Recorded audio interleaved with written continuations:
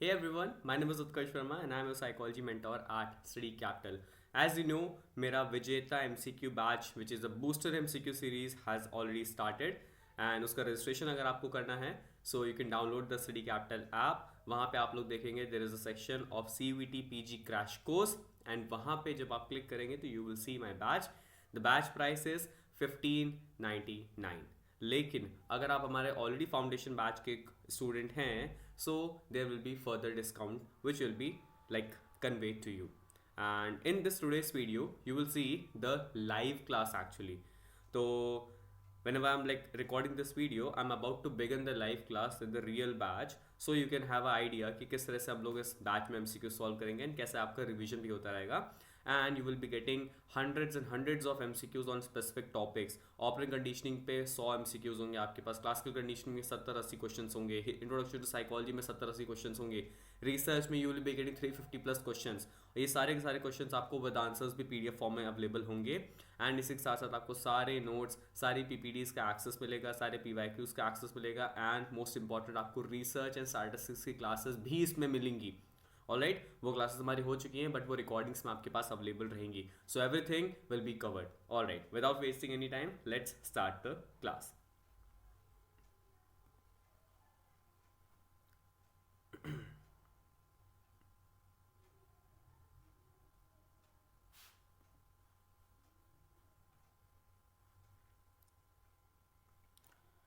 Good evening everyone, कैसे हैं आप लोग? चलिए जल्दी फटाफट लाइव हो जाइए. We have to start the MCQs. yesterday we were talking about the classical conditioning. there are some classical conditioning MCQs still left, तो कुछ हम लोग उसको देखेंगे. एंड समटाइम्स वो लोग क्लासिकल कंडीशनिंग के क्वेश्चंस को थोड़ा सा ब्रेन के पार्ट से पूछते हैं. Right, you must have seen Jamia papers या अगर आपने पौंडीचेरी के प्रीवियस पेपर सॉल्व किए हैं so you must have seen कि कभी कभी क्लासिकल कंडीशनिंग के क्वेश्चंस को वो ब्रेन से कनेक्ट करके पूछ देते हैं.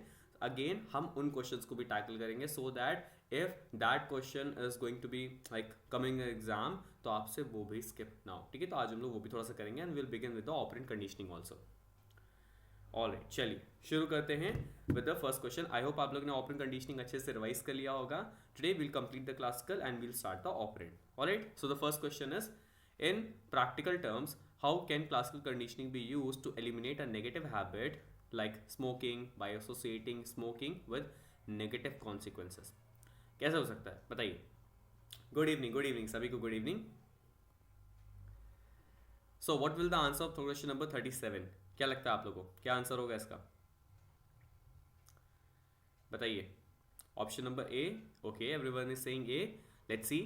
By rewarding smokers for quitting with no association to act of smoking. All right. Let's see other options. Option number B. By pairing smoking with an unpleasant stimulus like bad taste or nausea to create the conditioned aversion of smoking. कुछ याद आ रहा है? This option A is actually your taste aversion concept given by Garcia. याद आ रहा है rat वाला experiment जो saccharin solution दिया गया था.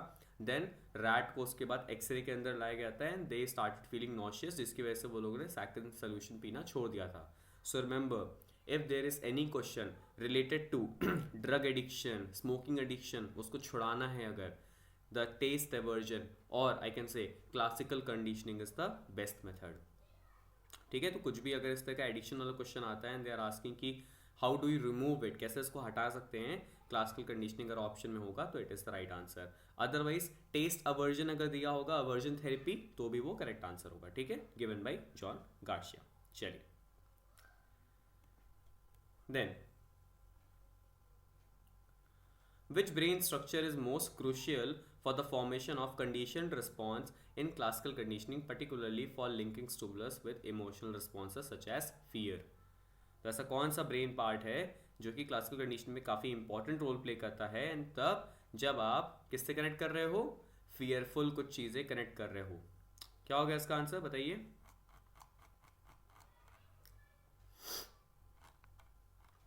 क्या होगा इसका आंसर भाई बताइए. Okay, correct. Some people are giving the right answer. चलो अच्छा होगा, याद होगा. कुछ याद है आप लोग को? फियर से मैंने आपको पढ़ाया था मेमोरी में कि कुछ चीज़ें कनेक्टेड होती हैं आपकी फियर को लेके. राइट, कुछ चीज़ें आपके दिमाग में कनेक्ट होती हैं फियर को लेके, and that brain part is none other than but amygdala. तो आपका जो ब्रेन पार्ट है amygdala, that is responsible for your what, your fearful associations. Very good. Okay, then in the neural mechanism underlying CC, what role does synaptic plasticity in amygdala play in the association of the CS with an UCS? काफ़ी complicated question है। Neural plasticity या synaptic plasticity का मतलब ये होता है basically that your neurons और your synapse are very flexible, है ना। अब वो बहुत फ्लेक्सिबल होते हैं, डिपेंडिंग अपॉन द नीड वो अपने स्ट्रक्चर और फंक्शन को चेंज कर सकते हैं। ये उनकी प्लास्टिसिटी होती है, बहुत फ्लेक्सिबल होते हैं। तो क्या होगा इसका आंसर बताइए। क्वेश्चन नंबर 39, क्या होगा इसका आंसर। सिनेप्टिक प्लास्टिसिटी किस तरह से वर्क करती है सीएस और यूसीएस को अरेंज करने के लिए, क्या होगा इसका answer. Very good, option number A, it strengthens the connection between the conditioned stimulus and the unconditioned stimulus by enhancing synaptic transmission। इसका सिंपल से मतलब होता है कि जितना ज़्यादा कोई न्यूरॉन यूज़ होगा, जितना ज़्यादा कोई मेमोरी पाथवे यूज़ होगा, the more stronger it will get. ठीक है, यही इसका सिंपल से मतलब होता है। Very good.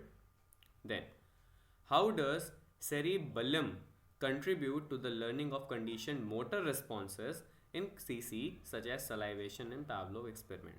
So question is basically asking you cerebellum का क्या रोल होता है मोटर रिस्पॉन्सेस के लिए, किसमें, क्लासिकल कंडीशनिंग के एस्पेक्ट में क्या काम होता है सेरिबेलम का। यू नो कि cerebellum basically works for your motor responses, आपके जितने भी मूवमेंट हो रहे हैं, एम से मोटर, एन से movement, so whatever movement you are going with, this is basically because of what, cerebellum.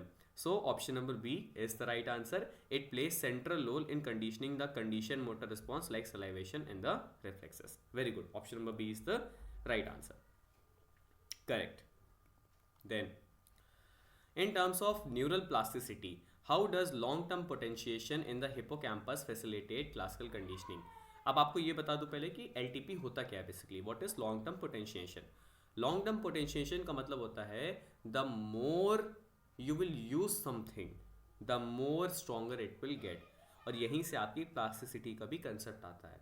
So long term potentiation का basically मतलब ये होता है कि जिस भी मेमोरी पाथवे को आप बहुत ज़्यादा टाइम तक यूज़ करते हो, लॉन्ग टर्म में यूज़ करते हो, उसकी जो पोटेंशियल होती है, उसकी जो कैपेबिलिटीज़ होती हैं, वो बेटर हो जाती हैं, and this will help to increase neural plasticity. तो ये दोनों सब आपस में कनेक्टेड होते हैं। न्यूरल प्लास्टिसिटी का सिंपल सा मतलब होता है कि हमारा न्यूरॉन और you can say nerves are very flexible, they can change their structure and function based on the need, और लॉन्ग टर्म पोटेंशिएशन उसी का एक एग्जाम्पल होता है। क्या होगा इसका आंसर 41 का, बताइए भाई।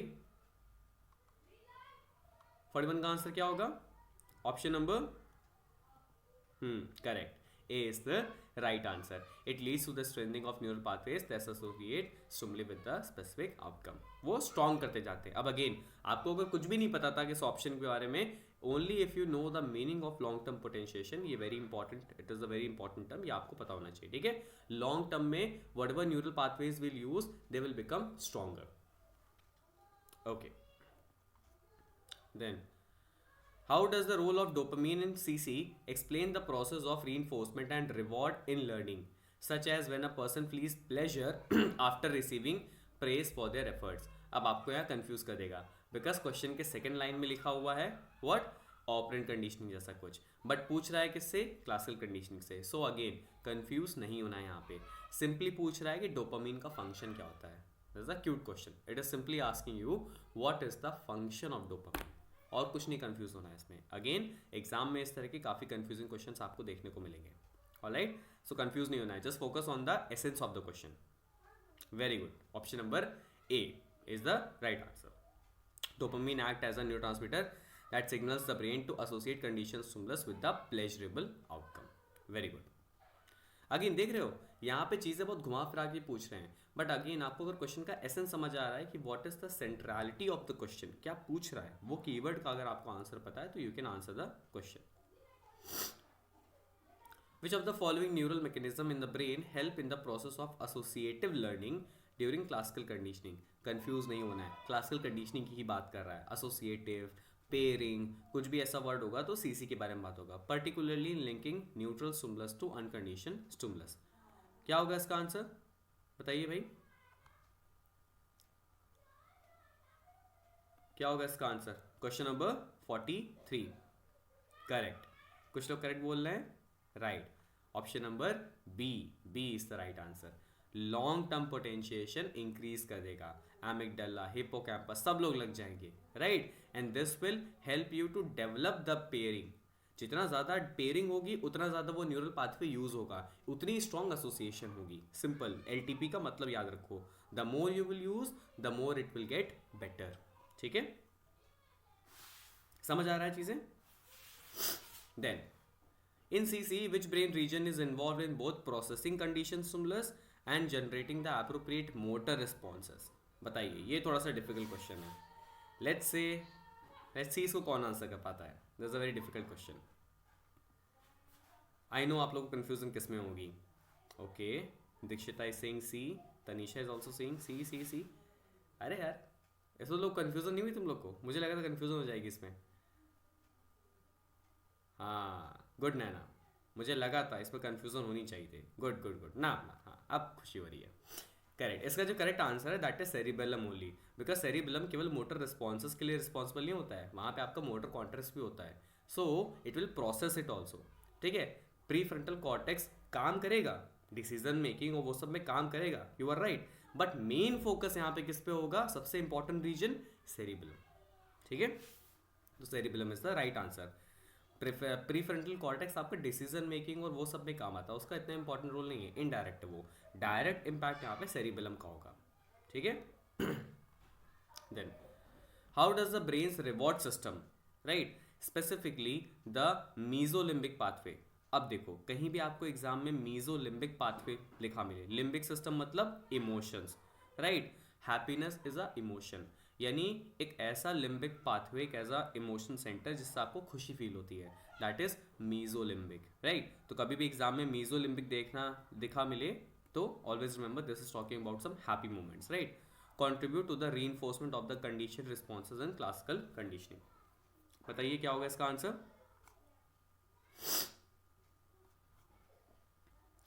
क्या होगा इसका answer? Option number A, very good, option number A is the right answer. It releases dopamine and you know dopamine is a feel good hormone, right, आपको थोड़ा सा किक देता है एंड उसी की वजह से आपको अच्छा अच्छा फील होगा। चलिए, very good. Then which specific role does the amygdala play in emotional classical conditioning such as the formation of fear to a CS? तो फियर का कैसे रोल होता है आपके एमिगडाला का, क्या होता है बताइए? करेक्ट आ रहा answer, very good, option number, correct correct, सही जा रहे हो। एमिगडाला हमेशा पेयरिंग और ये सब के लिए रिस्पॉन्सिबल होगा, तो क्या होगा इसका answer? Option number A is the right answer, very good. यानी अब तुम लोग को ब्रेन और क्लासिकल कंडीशनिंग दोनों चीजें क्लियर हो रही है, चलो बहुत अच्छी बात है। During CC when a person experiences a condition response to a neutral stimulus which neural process is responsible for the long term storage of this learned response? Basically question ये पूछ रहा है कि क्लासिकल कंडीशन में जब आप कोई condition response को इमेजिन करते हो, किसी पे रिस्पॉन्स करते हो, तो वो किस तरह से आपके लॉन्ग टर्म मेमोरी में फीड हो जाता है। आपने रिस्पॉन्स तो कर दिया, but how it is getting feeded into your long term memory, कैसे होता है ये?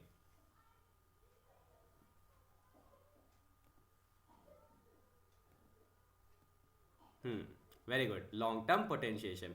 तो अब देखो, तुम लोग को ये सारी चीज़ें अलग से पढ़ने की ज़रूरत नहीं पड़ी, right. Now you know long term potentiation क्या होता है, नाउ यू नो कि एमिगडाला, सेरिबेलम, हिप्पोकैम्पस ये सब कैसे काम करते हैं। ठीक है, again this is the advantage of MCQs. तो इस तरह के बहुत सारे एमसीक्यूज है जो हम लोग भी करने वाले हैं, तो आपको इसमें रिविजन होता रहेगा, you will be getting like new topics, and again it is your job, ये नहीं कि मैंने पढ़ा दिया लॉन्ग टर्म पोटेंशिएशन, नहीं, इट इज़ योर जॉब, इसको लिखो अभी तुरंत ही कि इस क्लास के बाद you have to study about neural plasticity, long term potentiation and something related to cerebellum amygdala. इसको पढ़ना है आपको, जिसको उसको लाइक कॉन्फिडेंस नहीं आ रहा है कि क्या हो रहा है, right, you have to study it. फिर जब इसको आप नेक्स्ट टाइम सॉल्व करोगे, जब मैं आपको पीडीएफ्स प्रोवाइड कर दूंगा, then you will be able to understand it very perfectly.